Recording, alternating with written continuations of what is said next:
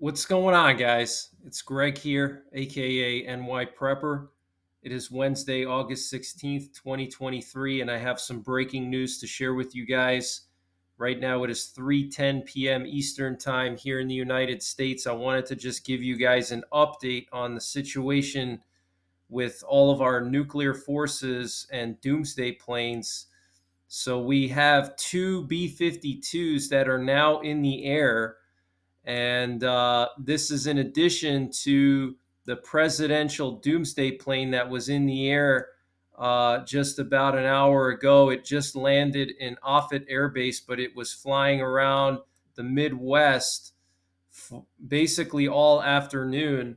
Okay, you can see how it flew like all over the Midwest. So that presidential doomsday plane just landed, but about an hour ago, we had two B 52s that were scrambled into the air. A B 52 is a nuclear bomber, and these bombers can carry the AGM 86 air launched cruise missile that has a range of 1,500 miles or more, and it can carry the W 80 nuclear warhead, which is a 150 kiloton warhead, and they can carry over 16, I think, or 20 of those. Um, so they can carry a lot of them, and they were just scrambled into the air. We have one down here that took off from Oklahoma City, and it was scrambled out, and now it's landing. And then here we have another one that was scrambled out from Minot Air Base, okay, which is one of our missile wings. That's the 91st Missile Wing is over there. And it was just scrambled out. It appears to be heading out to sea. We'll have to see where this thing goes. But this is very concerning because we know that the U.S. moved 3 stealth bombers to Iceland on the 13th, 3 days ago. Okay, there's now 3 stealth bombers in Iceland, nuclear stealth bombers. Okay. And what's very interesting is the timing of all of this. So, if you remember, just 2 days ago, Russia flew their bombers to the Alaskan Air Defense Identification Zone, to Denmark, and to Scotland. Okay, all in the same night, Russia flew their bombers to Alaska, Scotland, and Denmark, and they all had to be intercepted. So something is going on. I don't know what, but this is not a training exercise, guys. Okay, I've been following these for the last 2 years, since before the war started. I've been following this, actually, probably 3 years on a regular basis, and I've not seen this amount of activity over such a long span of time. You know, it's basically been like a week and a half that we've been seeing these doomsday planes in the air every single day. And now we have nuclear bombers out in the air. Okay. So, very concerning. We have some breaking news coming from Lithuania. Lithuania is suspending 2 of its border crossings with Belarus. Okay, there's only 6 border crossings between Lithuania and Belarus, and they've closed 2 of them. So that's 1/3 of the border crossings between Belarus and Lithuania. And this is a picture of the actual border crossing between Lithuania and Belarus. You can see it's quite busy. So let me read this to you. This is coming from CNN. Lithuania announced on Wednesday that it would temporarily suspend operations at 2 border checkpoints between Lithuania and Belarus due to concerns about Wagner forces, according to a press release from the office of the Lithuanian government. The Sumskas and Sverekias border checkpoints will be temporarily suspended beginning on Friday, the release said. The country shares 6 border checkpoints with Belarus. Lithuania's Interior Minister Agni Bilotati said the closure of the 2 border checkpoints is in response to the recent relocation of Wagner forces to Belarus, according to the press release. This decision is one of the preventative measures aimed at managing emerging threats to national security and possible provocations at the border. It will enable border officers to redistribute their capacities at the border with Belarus and pay even larger attention to the protection of the state border.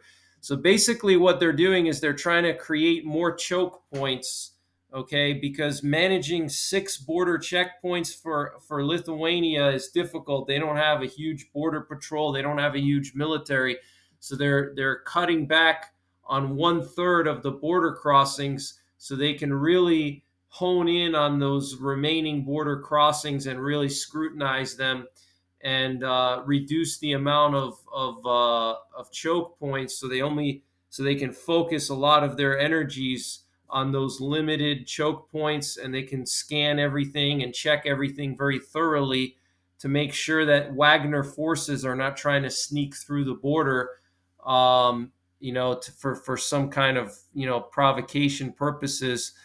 The decision to close the 2 border checkpoints was prompted by a proposal from the Lithuanian Ministry of Transport and Communications, with the government approving the plan on Wednesday. The aim of temporarily halting operations at these checkpoints is to reduce potential threats along the border with Belarus. These checkpoints only allow the passage of light vehicles. Tverkius is also handling traffic of empty freight trucks. All checkpoint staff will be redirected to the largest Medininkai border checkpoint. Consequently, the situation concerning vehicle queues and freight transport is expected to remain mostly unaffected. So they're not going to allow full trucks to come in, because you don't know what's in those trucks. There could be Wagner troops in those trucks. There could be, some kind of illegal goods. There could be even, explosives that they could try to bring into Lithuania and then detonate. They could even smuggle an entire nuclear weapon in one of those trucks, and detonate it. And then the Belarusian border force slams Lithuania's decision to close 2 border checkpoints over Wagner concerns.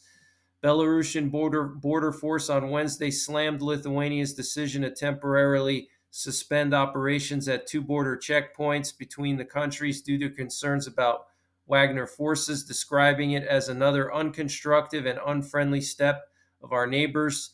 The Lithuanian side substantiated its intention with an alleged security threat, including coming from the presence of PMC Wagner on the territory of Belarus. At the same time, the position voiced by the officials does not correspond to the true reasons for such a decision, the border force said in a statement on Telegram. Belarus border force called Lithuania's reasoning far-fetched. In fact, the Lithuanian authorities are using any pretext to not only prevent the movement of goods, but also to reduce the flow of Lithuanians traveling on a visa-free basis, the force added.